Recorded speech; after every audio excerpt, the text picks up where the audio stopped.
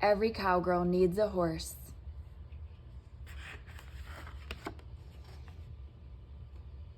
Every Cowgirl Needs a Horse by Rebecca Janni.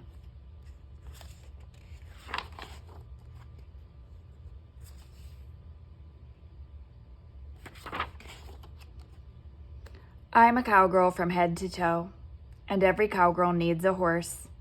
So I asked for one for my birthday.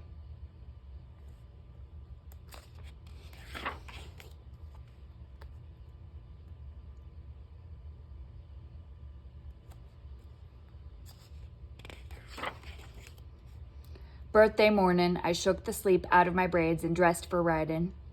I pulled up my jeans, snapped on my chaps, tugged on my boots, and tipped my hat. "Mornin', Nellie Sue," I said to the mirror.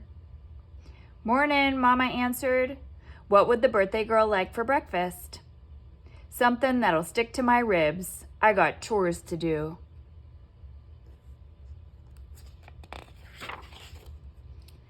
After breakfast, I hosed fresh water into Ginger's trough and moseyed off to muck the stalls in the barn. Outside, I scattered seeds for the free-range chickadees. Mama called out, "Need a little help?" "No," I said. "What I really need is a horse."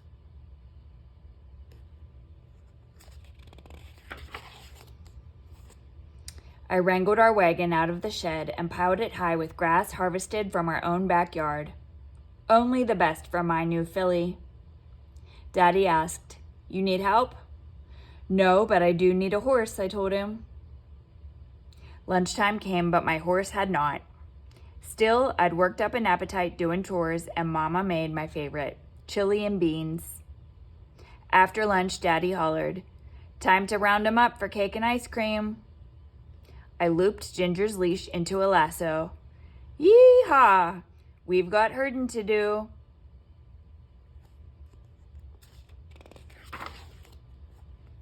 We circled the block, barking and yelling until we scared up a stampede of kids.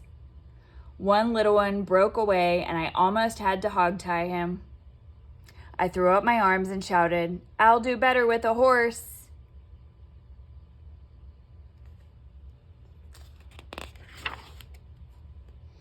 Soon as the herd gathered, Mama passed out Johnny cakes. I strummed my guitar while we all sang "Happy Birthday" and "Home on the Range" and enjoyed a good time around the campfire. And then it happened. Daddy said, "Hey, Nellie Sue, got a horse here for you."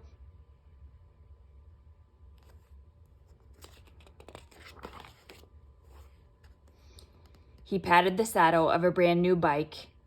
"Isn't she a beauty? She has a shiny silver coat with a bright pink saddle and a pale pink mane." "Well, you gonna ride her?" Daddy asked.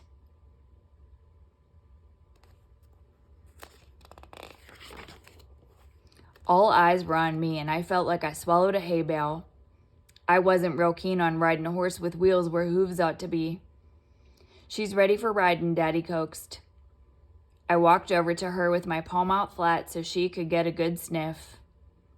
"Well, beauty," I whispered, "you gonna let me lead you around a little?"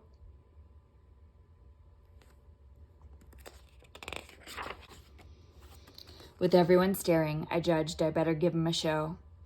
Like a true cowgirl, I put one boot in the stirrup, flung my other leg over the saddle, and pedaled like I was running from a wild hog.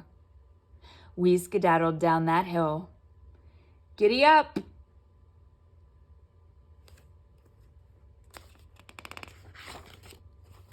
Straight over the chicken wire fence and into the garden, right in the middle of Mama's tomatoes. Thud! Smack! Wham!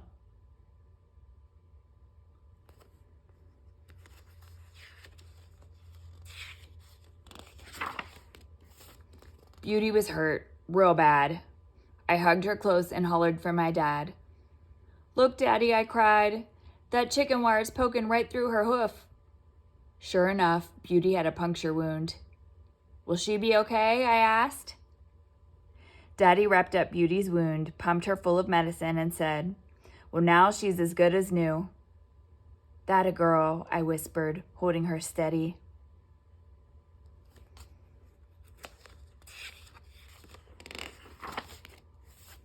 Beauty seemed taller and wiser too, but maybe that was me getting a little horse sense of my own.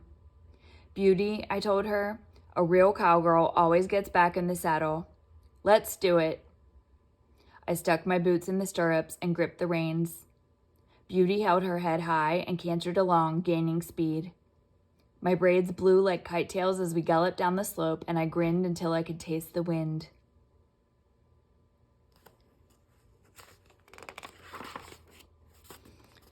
Yes, sir, I'm a cowgirl from head to toe, and all a cowgirl really needs is a horse.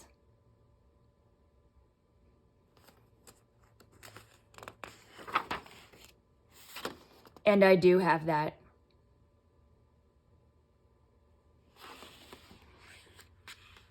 The end.